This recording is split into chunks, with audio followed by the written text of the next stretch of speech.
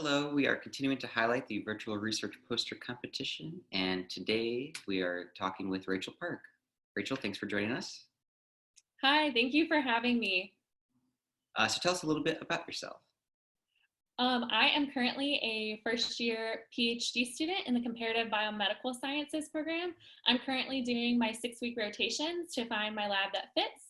And right now I'm doing a rotation with Dr. Kenneth Royal. He is an education and assessment outcome specialist in the clinical sciences program within CBM. Neat.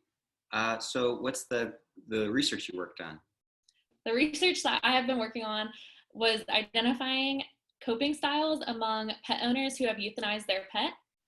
So this was a national survey that we collected data through the Amazon Turk system to get a representative sample across, gender, socioeconomic status, race, and other demographic characteristics. And then what we found was that a majority of pet owners are mourning privately. So about 75% of pet owners decided to mourn the loss of their pet privately. And this is a little bit of a concerning finding, as characteristics of those that mourn privately are that they start to emotionally distance themselves from others.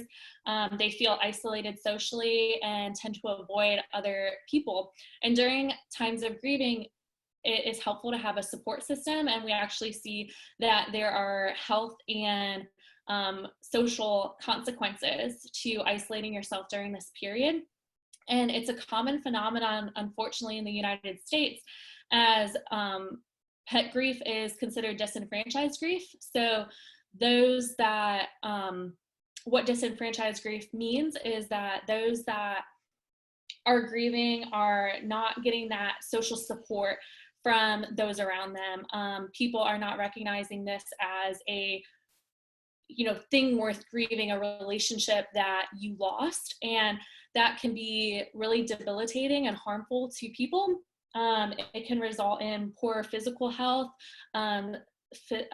manifest itself in depression and anxiety and increased stress, and then contribute to this cycle of isolation where people don't feel that they can reach out for help as well.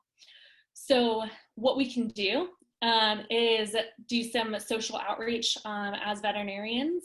What we can do is really foster that this is a relationship worth grieving, and identify in our clients, that are having a pet euthanized, that, they did incur a loss, and that it takes time to grieve that relationship. And however they do so is okay, but encourage them to, reach out and ask them about their support system. And if people want to learn more about your research, the poster is on that website, so they can take a look at that. Rachel, thank you so much for sharing. Yes, thank you for having me.